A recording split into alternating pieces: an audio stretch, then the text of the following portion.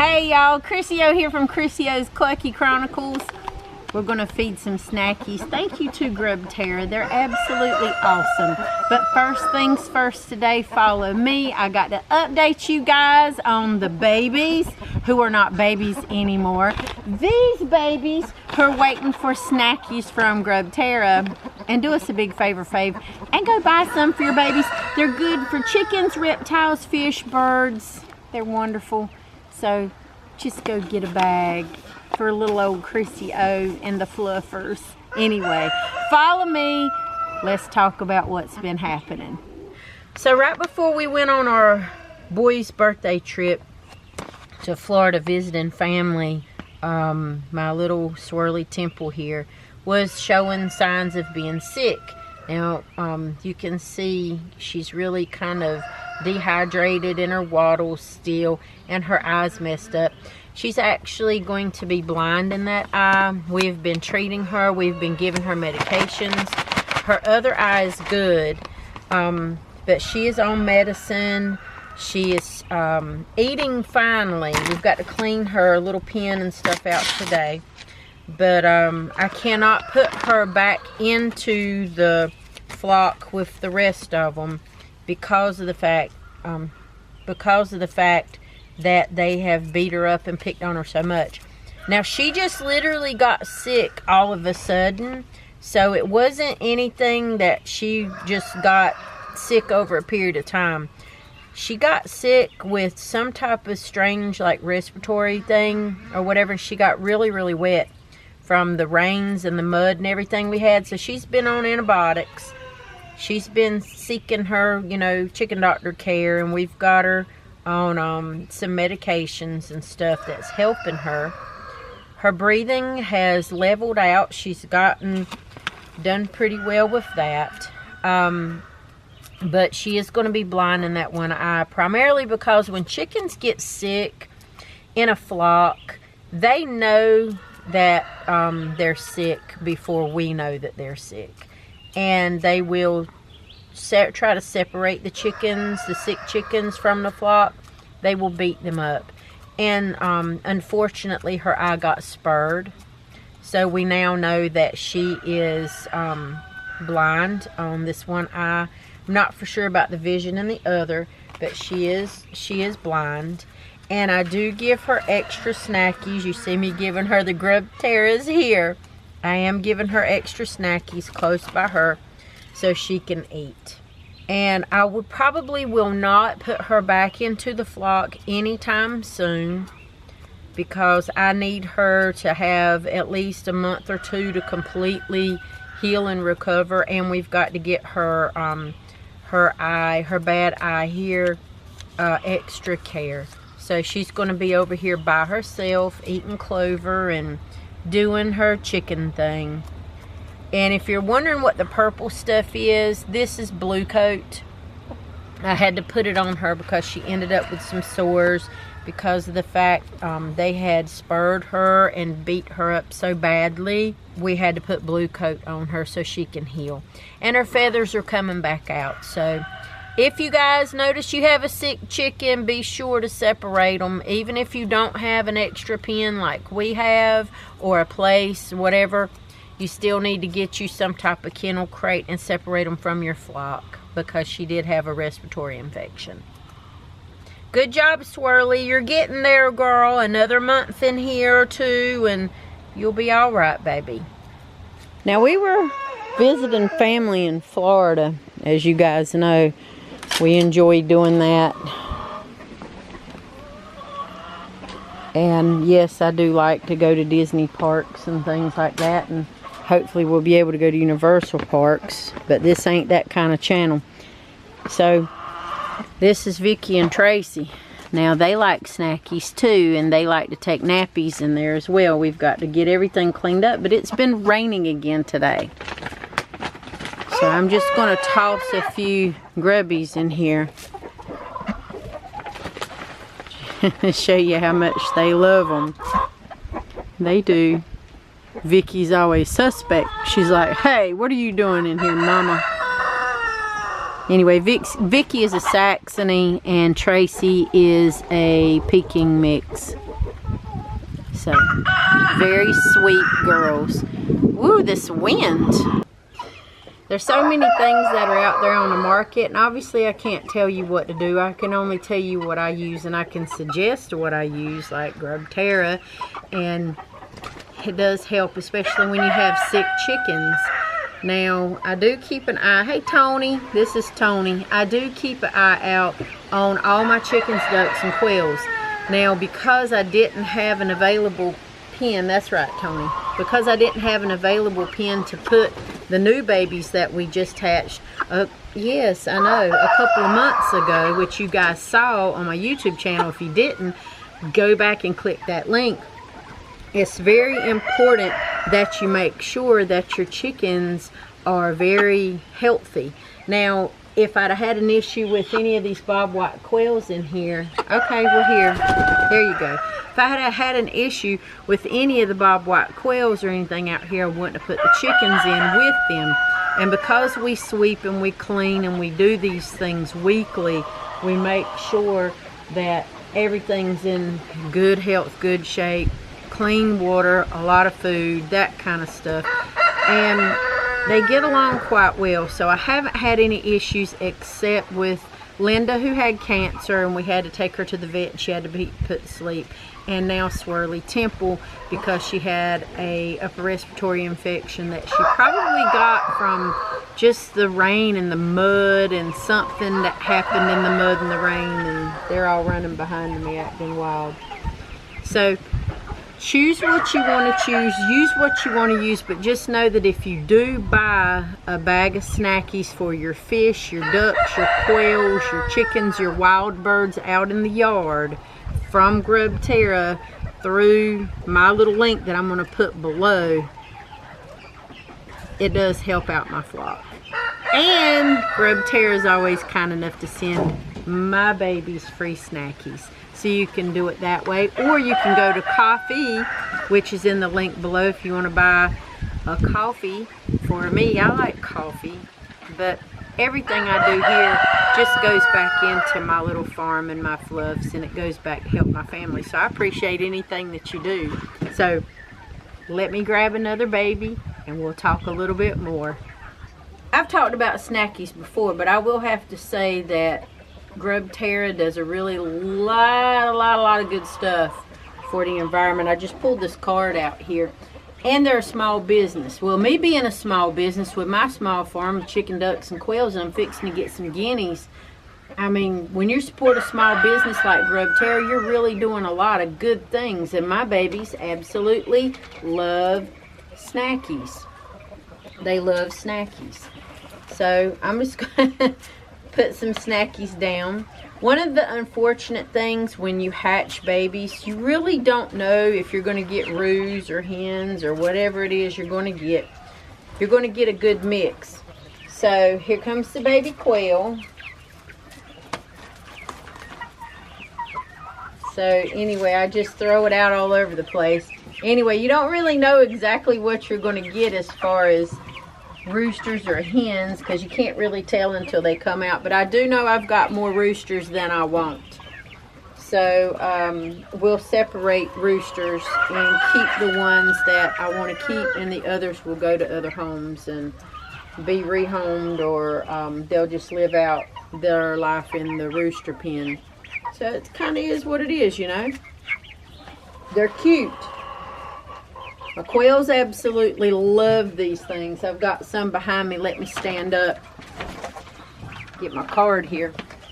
So if you peek in here, I'm just going to chunk some in here so you can see. We just cleaned this barn out 2 weeks ago. Now we got to clean it out again. Hey, you see how they do. Now these chickens are getting way too big to stay in here. So I'm going to have to move some of them to the pen. We just might do that today. So the overall health of your babies is important, because if one of these little boogers gets sick or has any kind of upper respiratory infection or any kind of like runny liquidy diarrheas or is just feeling bad or floppy woppy, or you know that that chicken don't feel good, you need to immediately remove it and put it away from your flock, and then check your other flock and make sure that nobody else has any symptoms. It's kind of hard, especially when I have so many of them, and now I have a broody hen. I did have 5 broody hens, now I just have 2, so that's even better. But you just want to make sure, especially for these younger ones that we're getting ready to put out onto the big yard, because this is, which one are you again? Skylar. So this this is Skylar. Skylar is beautiful, beautiful. This is what happens when you cross mix a lavender Orpington and a black copper Moran rooster. You're very pretty, Skylar. I'm going to put you down now, but you're beautiful. So we're going to start moving these babies over real soon. Now, if you didn't see any of the other podcast shows or the live premiere, my goal is to go do a live premiere on Mondays. So I'm hoping every Monday I'm going to be able to have a live premiere for you guys with all the links and everything that you need. Holy cow, those roosters are super duper loud. They're so loud. But I'm going to be addressing some other topics that you guys have sent to me. We're going to be doing a little bit of cooking. We're going to be doing a lot of good stuff. Why are y'all screaming again? Quit biting each other. That's not nice. We're trying to talk to the people. You can't be heathens, okay? She was poking the other one in the butt. It happens. Anyway, so what I'm going to do next is I'm going to gather up these little fluffs here, and I'm going to start moving some of them over to the big yard. Now, typically, I will use a kennel crate to put them in, but I have so many of them that if all my boys come together and we get 2 or 3 chickens a piece to put them out there on the yard, I think they will be okay. So, you're probably going to see a little bit of footage of that. There's going to be some squawking, some squabbling, probably a little bit of fighting here and there because they've got to learn their place. But I want to clean out and clear out my quails so my quails are not so upset. By the way, the broody quails that we did have in the barn, nothing came about that. 3 hatched. They were, I guess were okay, and the mama suffocated them. She sat on them. We tried to move them out. She tried to bite us. It was just a whole debacle, just a whole ordeal. So the new quail that we had hatched out that finally fledged that we put out here, she decided that she was going to take half of those to be her babies. So we had a bunch of rotten eggs I had to throw out. Anyway, let's see about moving over some babies and see how they do.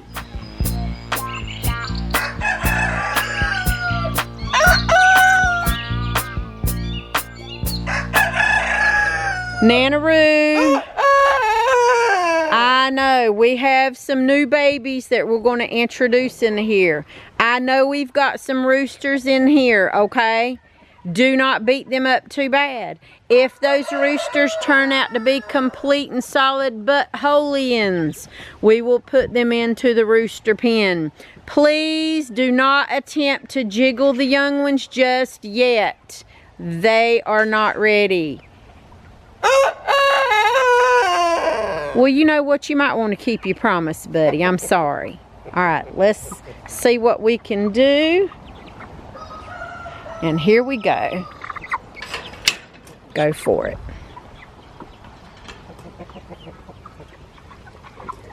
Just let them go. They're going to get beat on, and it is what it is. But it's okay. Those are your babies. And they're not really going to care, but those are your babies. So this was kind of a shock to everybody's system today. They're kind of, I'll just go ahead and say it, they're pissed off, close your ears, that we did add the young ones out here. Now they're going to get popped. They're going to get their feathers pulled. They're going to get picked on. Typically, I do not like to do it like this, but I have no choice given the fact that I needed to move them out from my quail barn. They were getting way too big for even my quail, and they were starting to pick on my quail. So, now everybody's out here in the yard. Sorry for the wind, guys. They're going to start pairing off. They're going to start getting their little cliques together of who needs to be around who and who wants to be around who and who can be around who and all of those good things. So it's a learning process with the babies, and it'll be interesting to see over the next couple of days who's going to be in whose group. Okay, now Nana-Roo, we just put a bunch of chickens in here, girls and boys, and I'm for sure some of these are your children, okay? So what I want you to do is to show the girls how good they can be, all right? You'll get extra snackies if you're going to be a good boy. Now, you're typically a good boy, aren't you? Typically you're a good boy. Nana-Roo is the star of the show. And Nana-Roo is the boss. What he says goes. So I don't want your hens being too ugly to these new babies we put out here today, okay? What we have to worry about is the bigger ones, the older ones who already have established cliques. Like right there, that's Lisa. And Lisa's trying to figure out who she can be around and who she can't. And one of the red stars is Lisa's mama. I'm not for sure which one it is. I think it might be Lizzie. But they're just doing their thing out here. I mean, that's all they can do is just do their thing. And we're going to be opening up and doing some more things with these yards. Sorry about the wind, guys. So Nana-Roo is trying to figure out the new babies and who needs to be in his harem and who doesn't. And they'll figure all that out. And the girls are very vocal. They're kind of mad.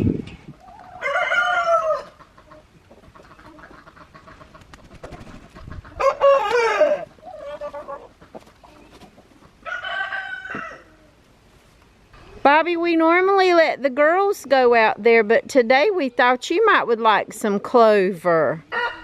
I'm sorry you're not mentally right. It's okay. It's your crooked comb and you can't help it. It's pulling all your brain smarts to one side. But you know what? You're a good boy, Bobby. You're a good boy. Go out there and protect the girls from the bumblebees. You like to eat bumblebees? All right. Enjoy your clover. And as the new little ones come in and they explore and they're like, this is nice. This is a nice big barn. We've got all kinds of stuff in here. Let's all come in here. Because they're basically going to stick together because they've been raised together. And I actually do have some really pretty babies. Kate. Kate's just kicked one of the babies. Now, Charlie is calling over some of the girls because he's trying to decide who's going to be in his little group. And you'll be able to tell who the roosters are because the Nana-Roo didn't like you too good. Sorry about that, Ellie. But you'll be able to tell which Roo likes, you know, which Roo and which Roos are out here. And I'll also be able to tell by the attitudes of the roosters who's staying and who's going to the rooster pen. Just to prove my point about how good grubterra's product is. I mean, you can get mealworms from anywhere. People always go for cheap. I tend to go for quality because quality is good. You know, if the quality is good, then you know you're putting something back good into your flock.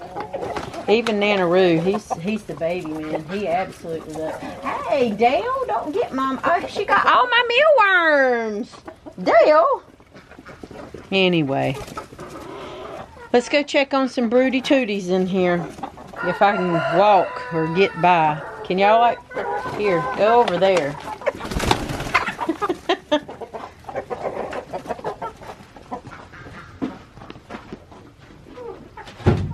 Alright, so in here we've got some broody mamas. I have Tammy down here. Now all I'm going to do is just give Tammy some of these. She can eat when she wants to. So I'll give her some of those. The rest of them are not broody right now. So Nanny, she's broody, but Tammy is really, really broody. And I like I say, I feed them a little bit separately from everybody else. And I've got to collect some eggs too. There's a ton of eggs in there. So Nanny thinks, oh, and there's two girls fighting over stuff. There's two girls fighting. They don't need to be fighting, but oh well. Anyway, let's get some eggs. We'll leave Nanny alone and we'll finish collecting the rest of these that I can find in here. It's really sad when they go broody like this, but it's also good because Tammy's been a mama before. We adopted her from a family that their kid was going to college and needed her to be rehomed, which is perfectly fine. She's been a doll to have. Tammy's been great. Dale, you bit my finger. I'm not giving you a grubby right, a snacky. You bit my finger. Now we're going to monitor the situation over the next couple of days, especially with Swirly Temple, because she is getting antibiotics, she is getting medication, she's getting electrolytes in her water, she's getting her feed and all kinds of stuff. Monitoring her, it's a big deal, keeping her separate. Also monitoring the other fluffs and making sure that they're doing fairly well, the new ones especially, because they're going to have to learn their pecking order place. That is just how it is. I had so many this time, there was no way I could put them all in the same kennel crate, so you guys understand that. Anyway, with all of that being said, thank y'all for subscribing, thank you for liking, thank you for sharing the content. I do heart y'all great big. The website below is ChrissyOShow.com. Go over there to read the blog. I've got a newsletter if you sign up for that. Once we reach 1,500 subscribers, then I'm going to be sending those who are signed up for our email list the prize. And that's going to be a PDF guide on hatching and raising your chicken flock. So we'll do that. I'll try to keep it about 50 pages or less if I can, but we'll see how it goes. So just remember, we've got that coming up. So if you have any questions, put it in the comments below, or you can follow us by our contact page at ChrissyOShow.com, and they're having a spell out there. So I will catch you guys every Monday, Wednesday, and Friday at noon Eastern Standard Time. Every day for the shorts. We're on TikTok, Facebook, Instagram, all those cool things. Don't forget the podcast show and live premieres on Mondays. So I heart y'all great big. Thank you so much to Grubterra, and thank y'all for buying stuff from Coffee in our shop in Grubterra, because it really helps my fluffs get more snackies and helps take care of my family right here on our little farm. So if you can't be good at it. Bye.